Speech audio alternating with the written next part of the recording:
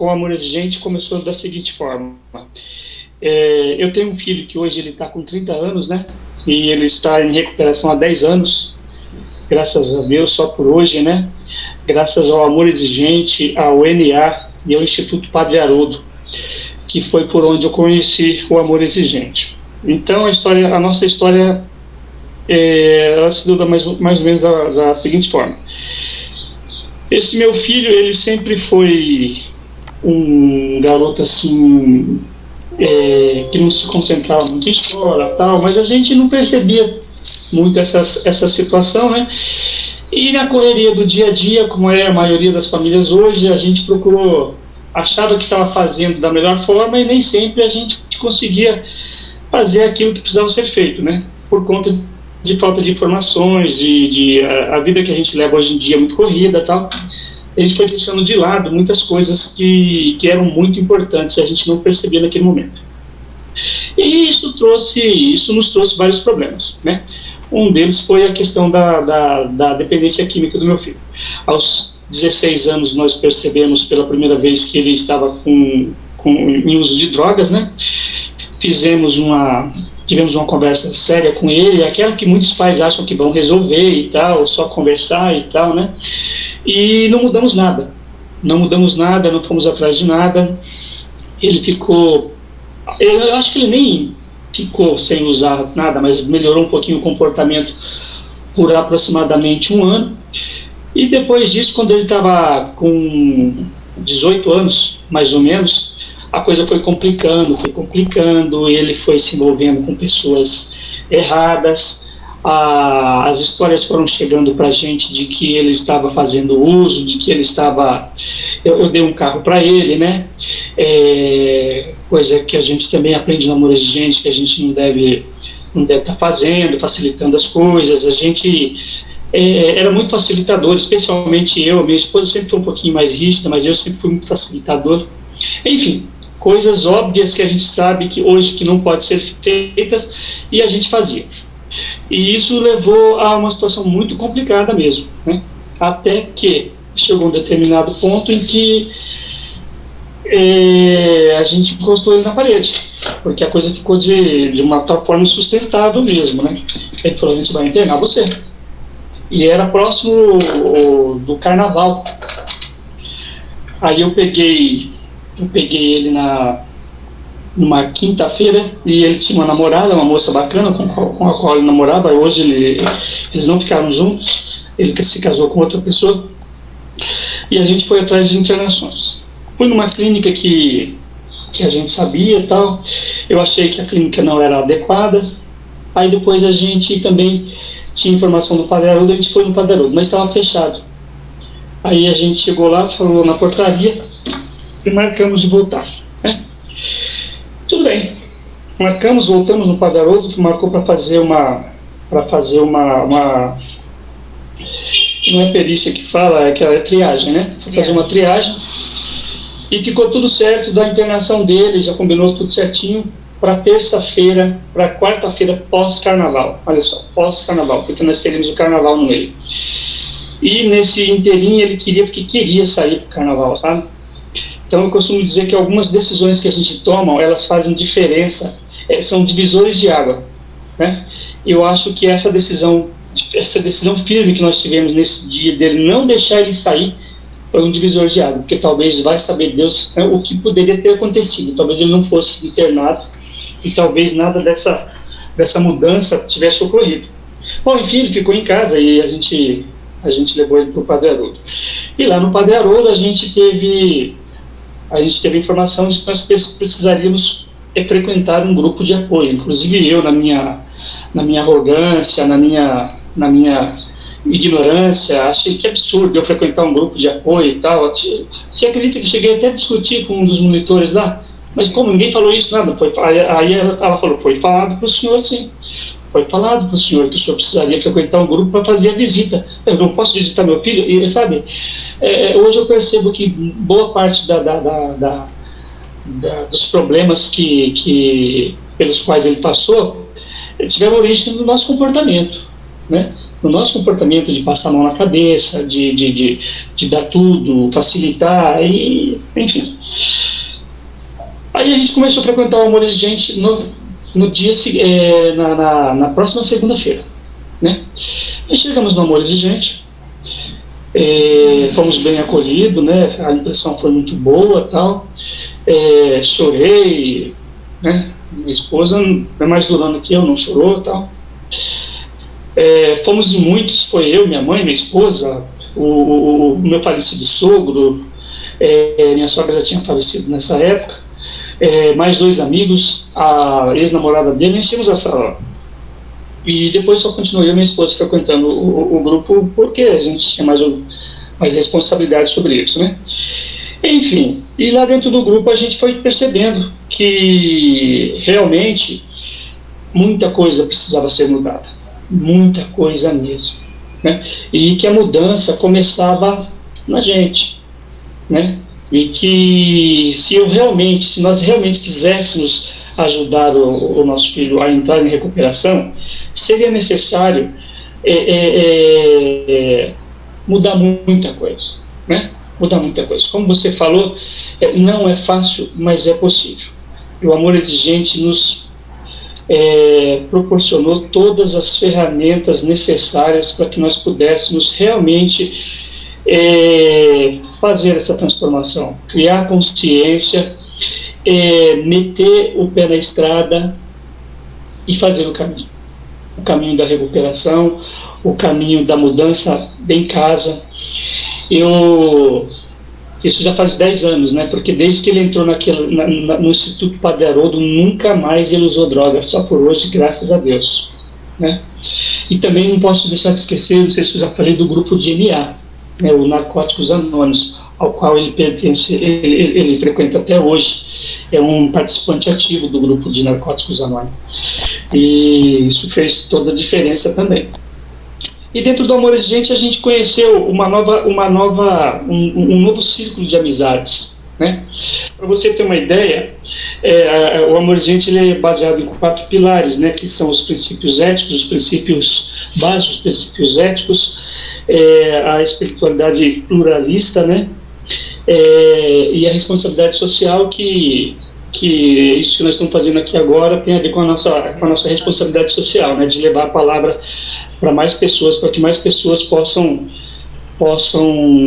aprender o que nós aprendemos lá dentro daquele grupo maravilhoso.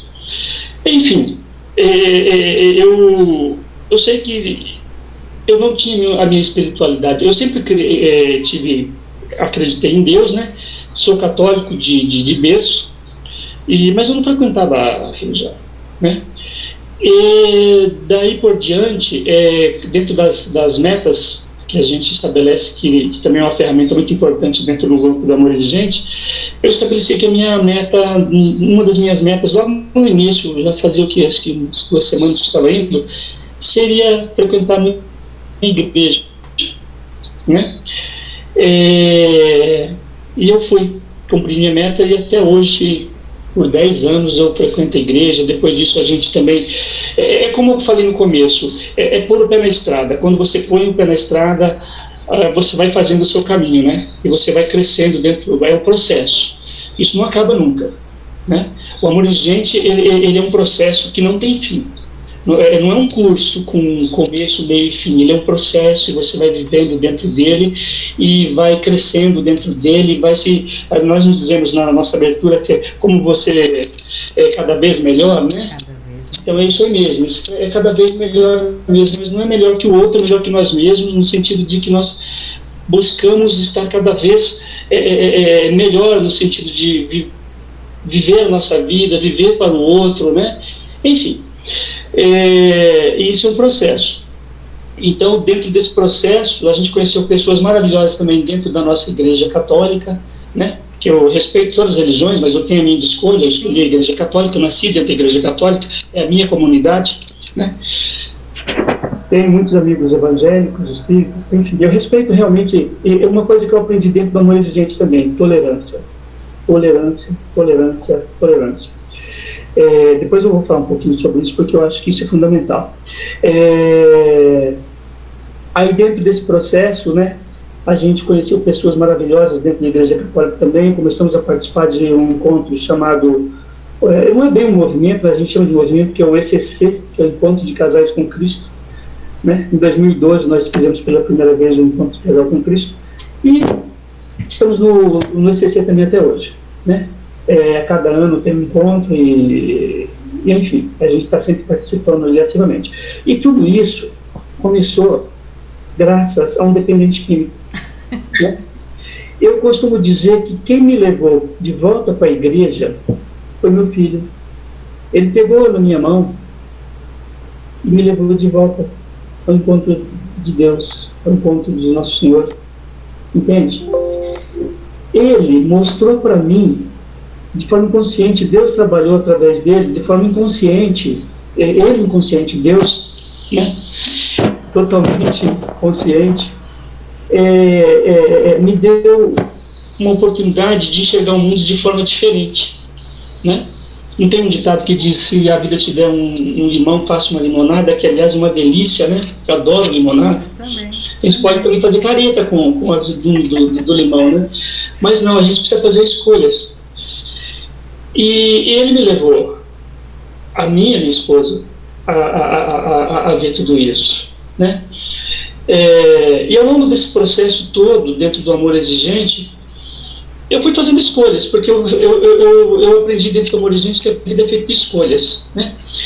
Costumo dizer que a dependência química é uma doença multifatorial, né? Como você mesmo falou no começo da sua fala, é complexa. A gente às vezes busca motivos, mas por que aconteceu isso? Por que deu errado? São muitos os fatores que podem levar uma pessoa à dependência química, muitos fatores. E também a recuperação também tem que ser multifatorial, né? Por isso que a importância da família, porque se ela jogar toda a responsabilidade para o dependente químico sozinho, ele não vai conseguir. Se uma família for... eu costumo dizer que na vida, e principalmente na questão da dependência química e da codependência, existem fatores de riscos e fatores de proteção, né? A família, ela tem que ser um fator de proteção, mas existem muitas famílias que são fatores de risco, né? Muitas, a gente conhece dentro do amor exigente famílias que são totalmente fatores de risco, é uma coisa louca, né? Então eu costumo dizer assim que às vezes você fazendo tudo certo pode dar errado, e às vezes fazendo tudo errado pode dar certo, né? Só que a chance de dar certo quando você faz certo é maior. Então não é certeza, mas a gente tem que fazer a nossa parte. A gente tem que fazer a nossa parte da melhor forma possível. E isso eu aprendi dentro do amor exigente. O amor exigente, ele cria essa consciência de que o que você faz conta, de que você é um agente ativo do processo, de que você precisa de mudança, de que você não pode jogar só a responsabilidade para o outro, também não pode somente assumir a responsabilidade, porque nós temos o princípio, a culpa, que fala sobre isso. Muitas vezes a pessoa chega lá com aquela... E sabe... como é que... Desculpa, Ana, da senhora mesmo... Perdão. E sabe, Ana, e tem muita gente que chega lá no amor exigente com muita culpa. E você sabe que eu aprendi que as pessoas culpadas, sabe o que elas são? Que as pessoas, elas se sentem vítimas, mas na verdade elas são arrogantes. Sabe por que elas são arrogantes? Porque elas acham que elas podem tudo. E não é assim que a coisa funciona. Ninguém pode tudo. Então a gente aprende tudo isso no amor exigente, sabe? Que você é limitado, que você precisa de ajuda, que você precisa cooperar e receber cooperação. E veja bem, cooperar e receber cooperação, porque muitas vezes a gente gosta de cooperar e não sabe receber cooperação, e atrapalha o desenvolvimento do outro, né? Os pais vivem muito isso hoje em dia, né? Porque educar é muito mais difícil do que fazer por ele. Educar dá trabalho. Você é professora, educar dá muito trabalho. Eu admiro os professores, porque educar dá muito trabalho. Precisa paciência, precisa dedicação, perseverança. É uma tarefa.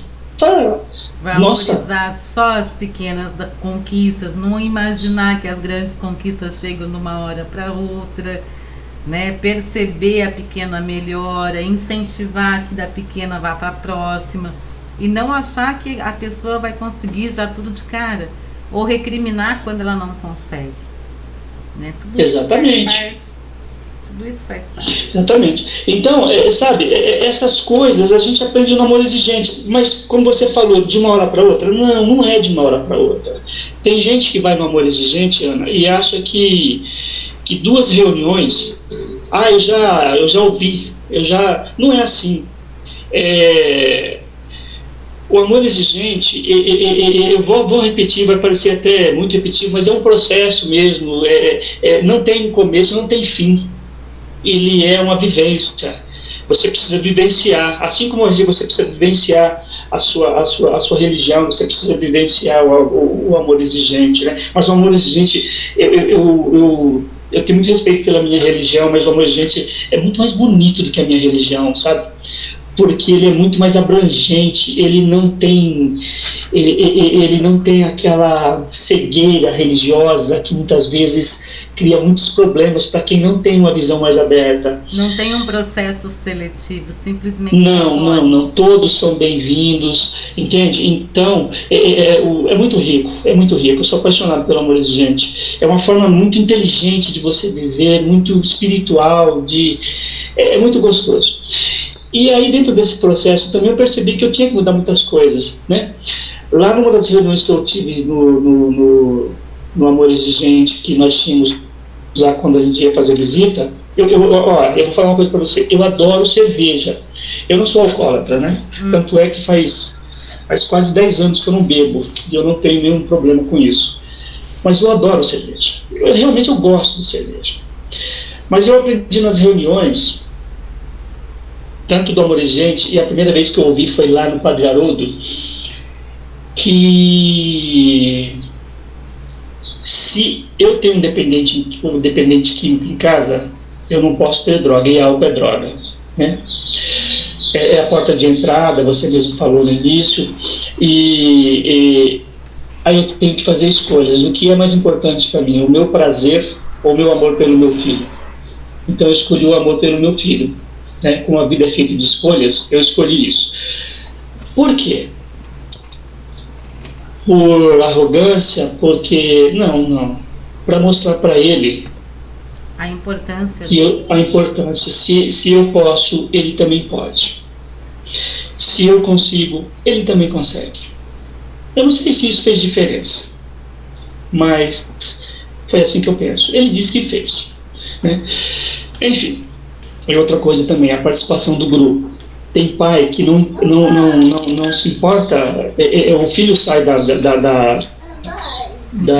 internação, ele para de ir ao grupo. Gente, ir ao grupo também é outra forma de você reforçar a recuperação do teu filho, por 2 motivos. Primeiro, você se prepara para os desafios que virão, né? Porque, na verdade, a recuperação não se dá dentro da clínica. Ali uma desintoxicação e um preparo para a caminhada que vem lá fora. Lá fora é que é o verdadeiro desafio. Lá fora é que a coisa começa. E se você, na hora que ele vai para o teste de fogo, baixa a guarda, o risco é maior, fator de risco, né? E por outro lado, você vai servir de exemplo. Exemplo para ele ir para o grupo dele, exemplo para ele continuar na caminhada, exemplo, se você faz, ele também pode fazer, exemplo para você poder cobrar. Como é que você tem... Eu costumo distinguir autoritarismo e autoridade de 2 formas. O autoritário é aquele que diz o que você tem que fazer, mas ele não dá nenhum exemplo daquilo. E a autoridade é quando você faz aquilo que você pede para os outros fazer. Aí você tem autoridade para pedir, né? Então eu penso assim. E de lá para cá, Ana, são 10 anos de luta, né? Ele no grupo do LA, nós no grupos do Amor Exigente, conhecendo cada vez mais pessoas maravilhosas, participando dos congressos e tal, e toda semana lá. Bom, basicamente essa é a nossa história. Nós vamos te fazer algumas perguntas, bem poucas, mas você é extremamente livre para responder ou não, pular, tá? Eu penso que quem está de fora, quem não conhece o Amor Exigente, não tem ideia do poder gigantesco que que tem ali dentro, naquela unidade de pessoas que trabalham em prol de um bem comum, que é um mundo sem essas porcariadas todas. Eu não costumo falar drogas, eu falo porcariadas. Quando eu vou falar com eles, eu falo, gente, vocês acham que não faz diferença nenhuma, que é só um baseado, que é só um pino, que é só uma lata de cerveja, que é só um corote de 51 numa festa, mas não é. Porque quando você aceita esse primeiro, você já tem a predisposição para o vício, é uma doença e aí ela acena para você. Ela liga os faróis para você. Se você não tem a predisposição para o vício, você ainda consegue negar a segunda oportunidade de contato com isso. Mas se você você não consegue negar mais. E aí, se não tiver um processo de ajuda sozinho, dificilmente você vai conseguir se libertar, porque é uma doença e começa dentro da cabeça da gente. Quando ativa lá, não tem como. Você acha que seria tudo diferente se o amor exigente não tivesse na vida de vocês? Olha, eu acredito que sim.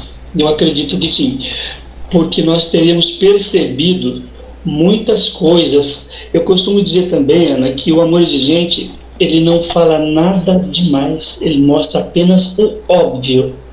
O óbvio que você não coloca em prática, que você não dá valor, que a gente acaba esquecendo. Nos últimos anos, a sociedade mudou tanto que a gente foi esquecendo de coisas óbvias que fazem a diferença.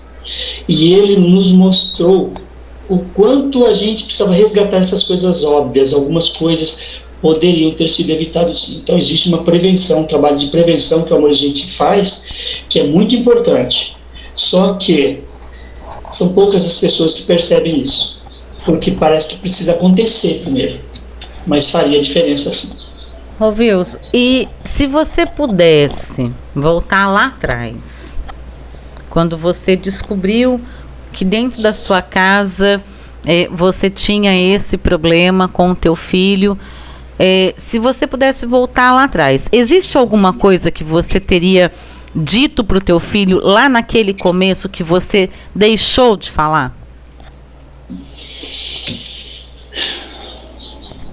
Olha, eu não sei se é alguma coisa que eu teria dito, mas talvez eu tivesse facilitado menos, porque a exemplo de muitos pais, eu cometi um erro muito grande, e não é que eu não cometo hoje ainda não, tá? Não é porque a gente entra no amor exigente que você para de errar, pelo amor de Deus, não é nada disso.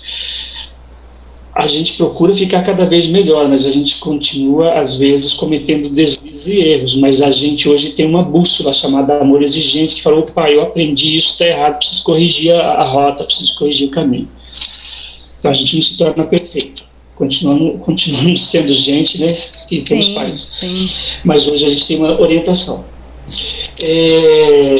Talvez eu fosse menos facilitador, não sei se eu diria alguma coisa, talvez eu tivesse, eu nunca fui de ofender, assim, sabe, mas talvez eu não tivesse usado aquela filosofia que muitos pais utilizam, eu vou dar para o meu filho tudo aquilo que eu não tive, porque isso é tudo que você pode fazer de mal para a pessoa, dá tudo para ela, né? Porque você tirar dela a oportunidade de conquista, de fazer, de conquistar mesmo as suas coisas, né? E se a gente não tiver esse pensamento, a gente vai cercear o crescimento dela, o desenvolvimento, e aí a gente vai estar formando pessoas fracas, despreparadas, e quando você faltar, talvez ela vai não consiga caminhar, né? Então eu acho que isso teria mudado sim, porque eu dei carro para ele, facilitei muito, enfim. Eu tenho um comércio, ele trabalhou comigo, então hoje ele trabalha comigo, mas hoje ele me ajuda muito. Eu mudaria isso. É uma caminhada muito longa, né? Assim, a recuperação é uma caminhada muito longa e a gente costuma dizer, e agora no Amor Exigente também estou aprendendo isso, que ela não termina porque a recuperação ela é um processo diário e só por hoje mesmo, porque não, a gente não existe cura. Exatamente. Existe o trabalho diário de você continuar limpo. No começo, para reconquistar a sua confiança, qual foi assim o ato mais interessante que você viu que o teu filho fez e que ali mudou? Ali a tua confiança, o seu coração sossegou. Porque é um trabalho de recuperação, ele está ali todo dia fazendo a briga dele diária, e muitos dos pais têm essa dificuldade de confiar de novo. Aonde que a tua filha... Porque 10 anos depois, imagino que o seu relacionamento com ele hoje deve ser fantástico em relação ao que já tenha sido no passado. Trabalha com você, te ajuda muito. Estou lendo as tuas falas e vendo que hoje você bate no peito, meu filho, né? E ele breve fazia o inverso lá também, meu pai. Mas no começo foi muito machucado. Você foi machucado, ele foi machucado. Tudo. Quando que ele faz uma coisa que você fala, puxa vida, agora sim meu menino está de volta? Muito boa essa pergunta sua, porque é a dúvida de muitas pessoas que a gente vê no grupo do Amor Exigente. Eu não consigo mais confiar. Volto a falar novamente, é um processo. Você não vai confiar da noite para o dia. Você não vai, assim, de repente, a partir de hoje eu confio. Não, porque ele saiu da clínica, a partir de hoje eu confio. O Amor Exigente, ele nos fornece parâmetros, né, para que a gente possa fazer a nossa análise. Então, o que vai trazer de volta essa confiança? Ela é gradativa, é aos poucos, né? São os comportamentos. Quando você passa a ver que o que ele fala bate com aquilo que ele apresenta no dia a dia. Quando você passa a perceber que os seus comportamentos condizem com uma vida que a sua família aceita como sendo uma família funcional, né? Bem estruturada, de acordo com aquilo que você passou de educação, enfim. E isso não tem como esconder. Então são esses parâmetros. Isso, ao longo do tempo, vai trazendo a confiança de volta, né? Tem muita gente, eu já falei nos grupos assim, as pessoas de primeira vez, eu gosto muito de falar isso. Eu já fiz muita abertura de reunião de pessoas que foram as primeiras vezes, e eu falo que eu já ouvi muito isso. Muitas pessoas maldosas falam assim, o caminho do crime e o caminho das drogas é um caminho sem volta. Eu falo, é mentira. Isto é mentira. Tem volta sim. Tem volta sim. Não é fácil, mas tem volta sim. Então, Amor Exigente, além de ser um grupo de reeducação, é um grupo de esperança acima de tudo. Ele tem volta sim. Tem volta sim. Mas depende também de você. Não joga a sua responsabilidade para o outro. Tem volta sim. Então, a confiança também volta, porque você percebe. Só que você precisa também, Ana, mostrar exemplo.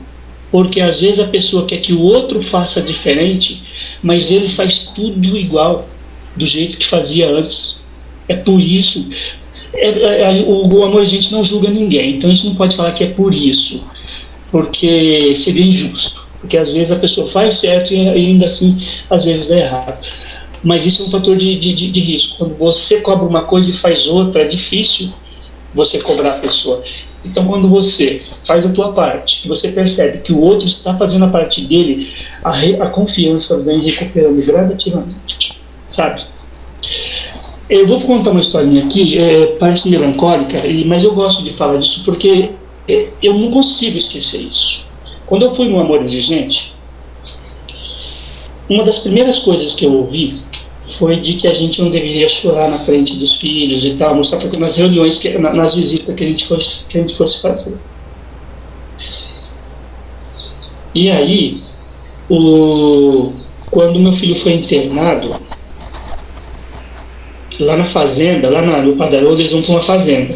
Não sei se você conhece lá. Conheço sim. Isso, tem a pote lá e depois eles vão para uma fazenda. Aí eles pegam os internos que estão ingressando lá, põe tudo numa van e a gente se despede, eles vão para o final lá do galpão, lá entra numa van. Nesse momento, no dia da internação, todos os pais foram embora, só eu fiquei, né?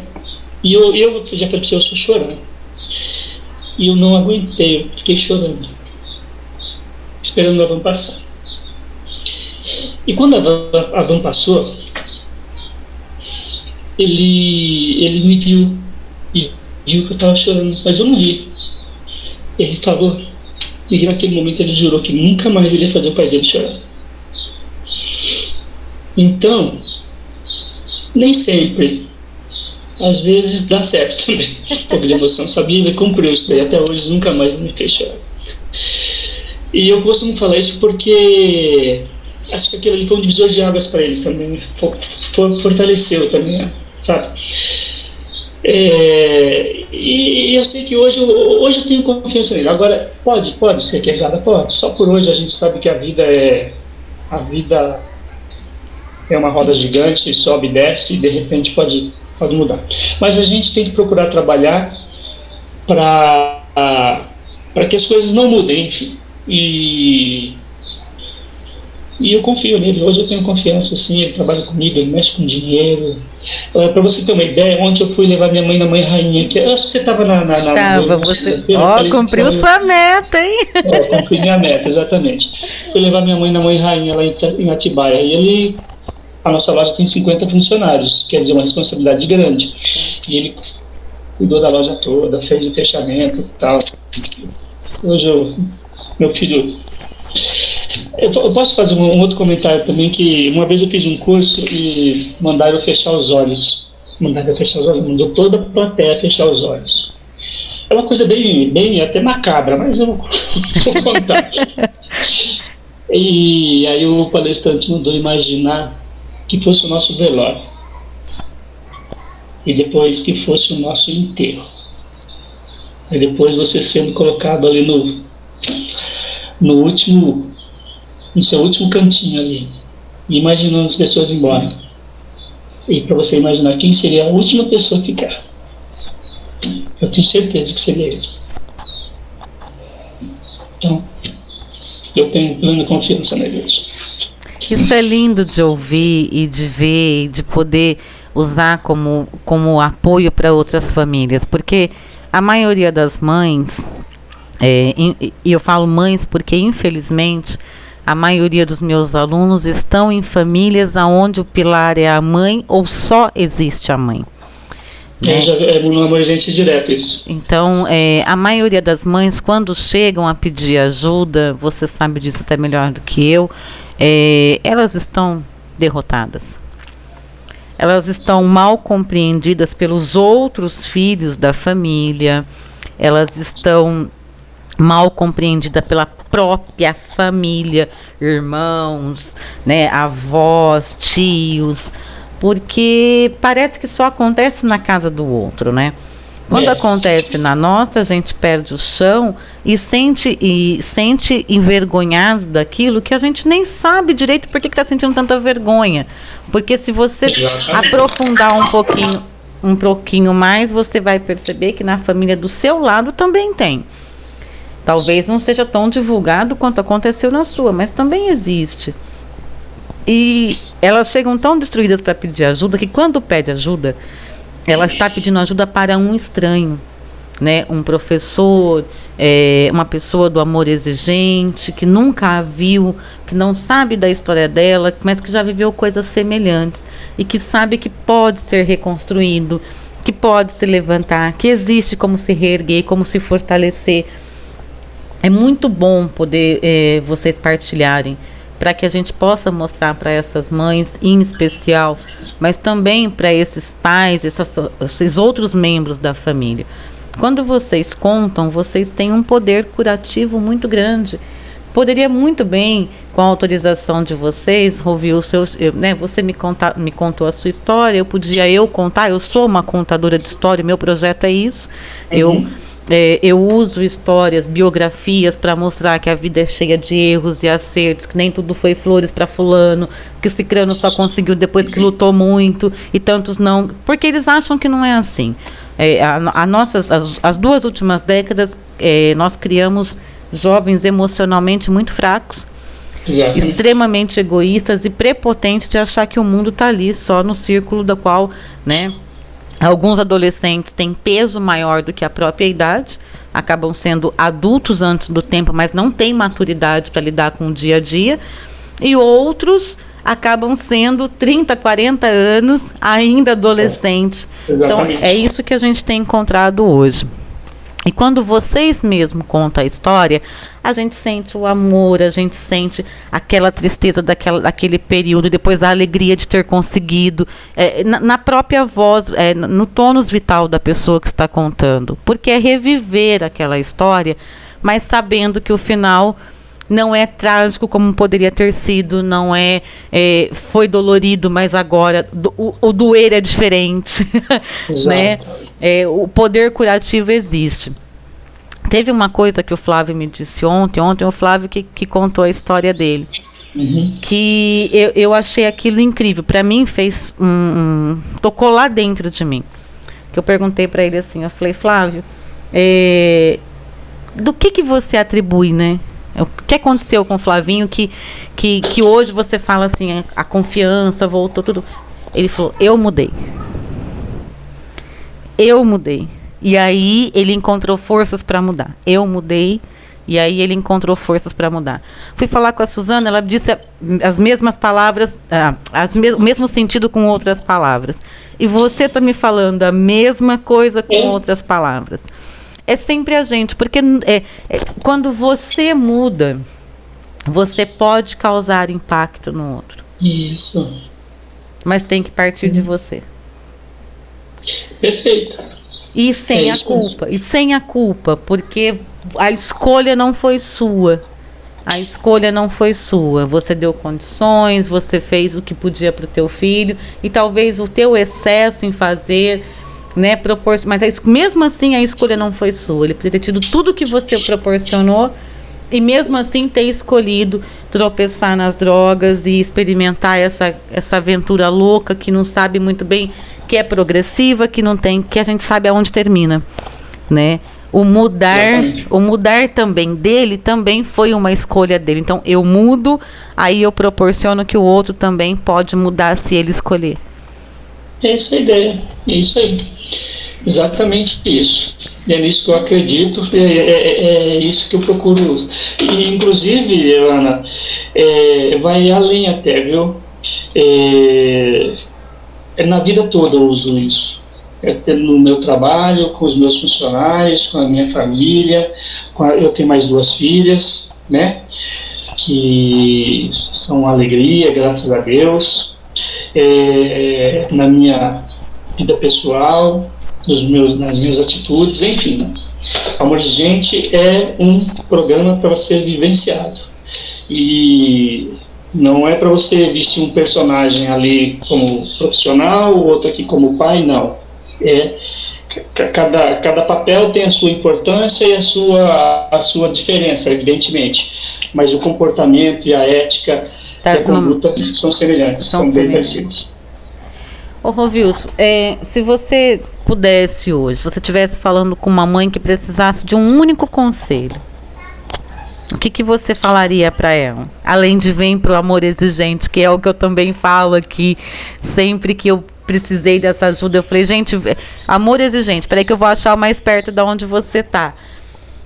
O que você diria para essa mãe? Então, além de dizer vem pro amor exigente, olha, no final seria,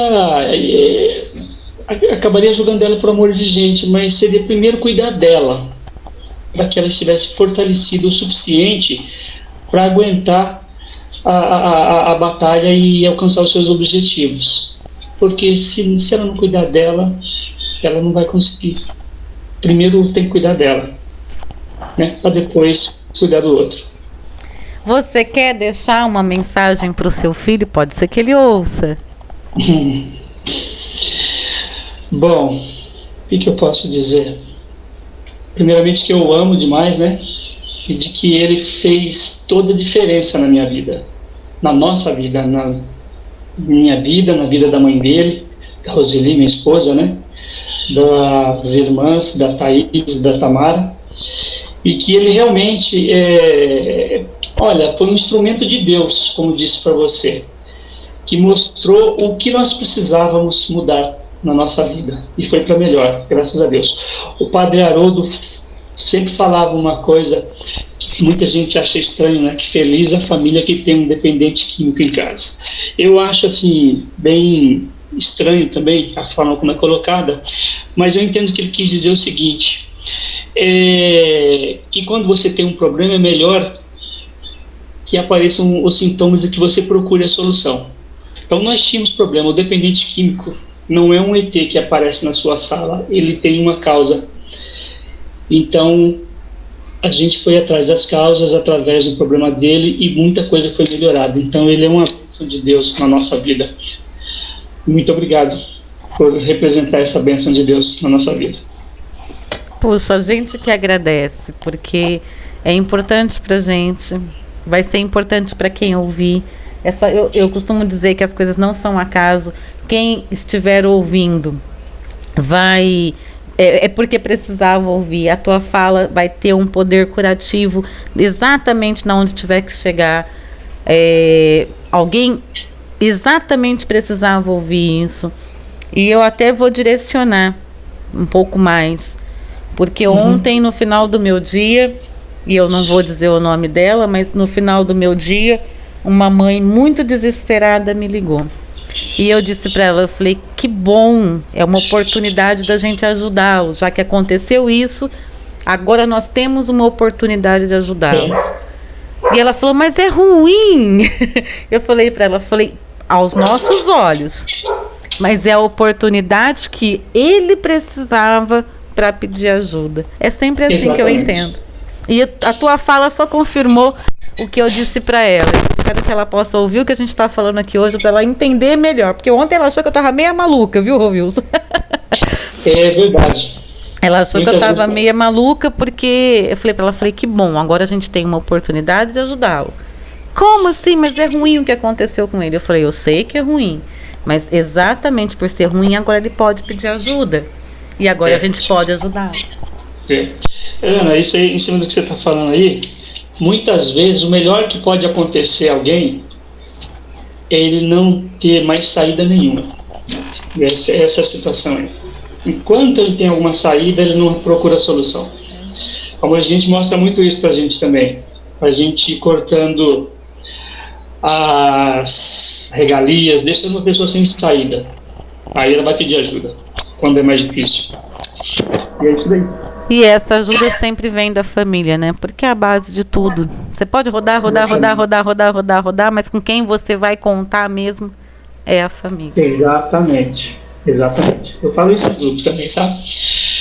A gente tem amigos, a gente tem pessoa da igreja, a gente tem pessoa até do grupo também, mas no final das contas vai ser a sua família. Porque é obrigação também.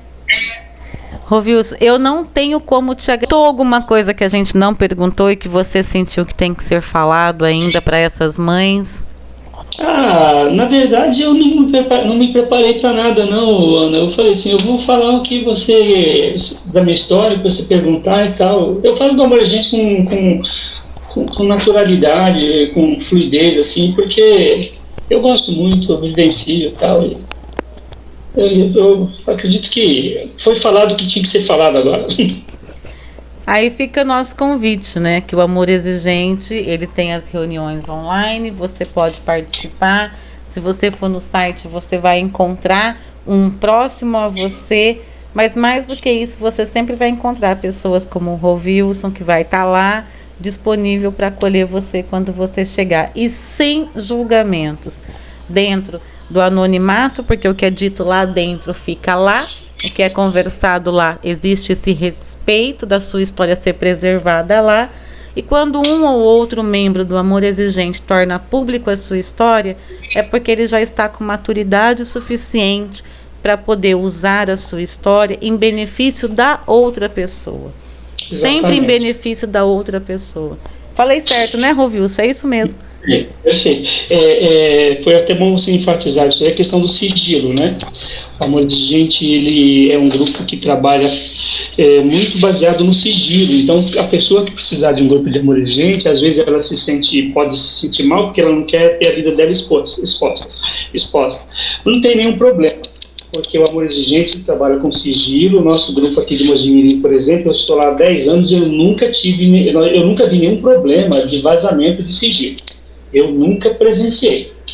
Então, é muito sigiloso, né, o que você ouve ali, quem você vê ali na sala permanece.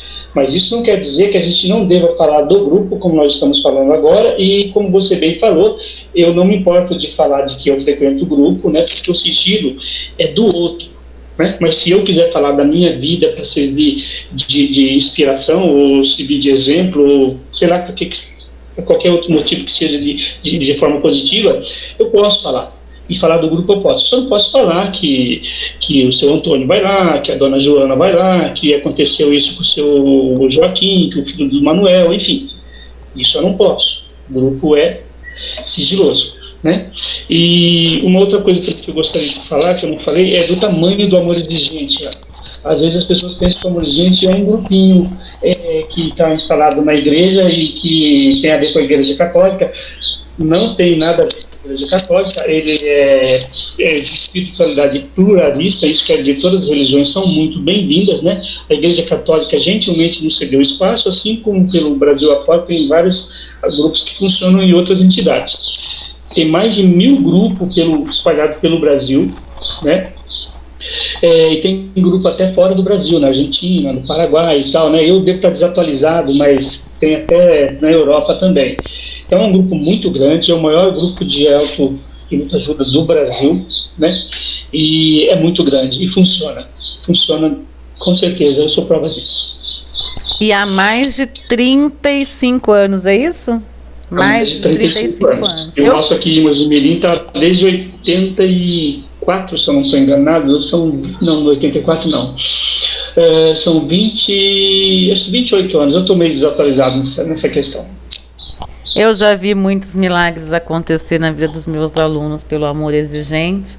Eu costumo dizer que lá é o cantinho do milagre, porque já vi acontecer dos meus alunos de Campinas.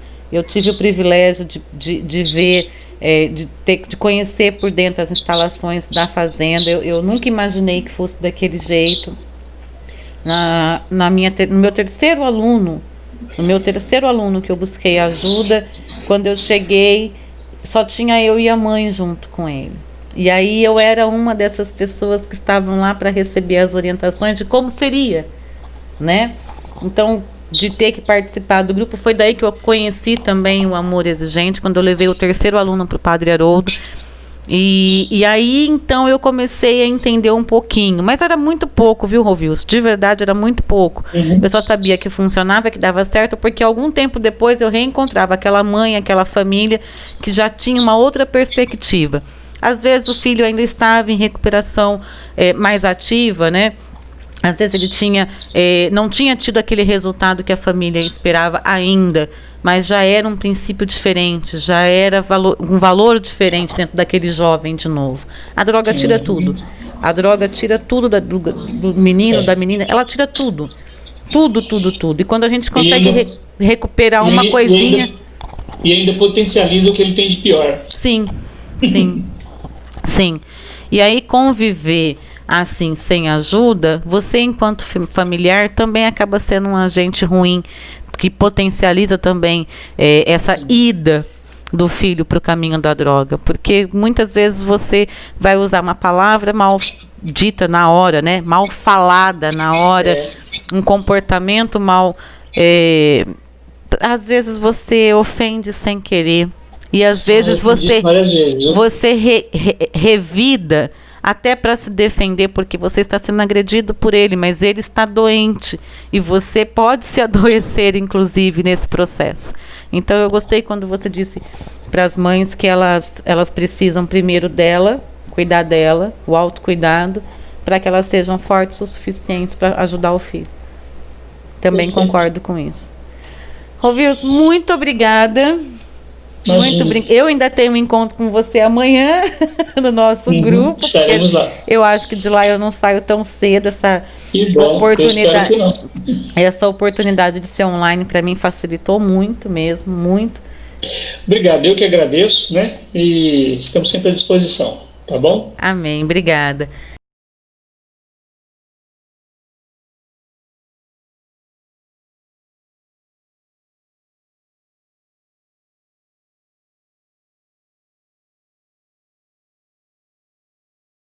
Se você gostou desse vídeo, deixe seu like, se inscreva no canal e ative as notificações e não esqueça de nos seguir nas redes sociais. Um beijo pra você e tchau!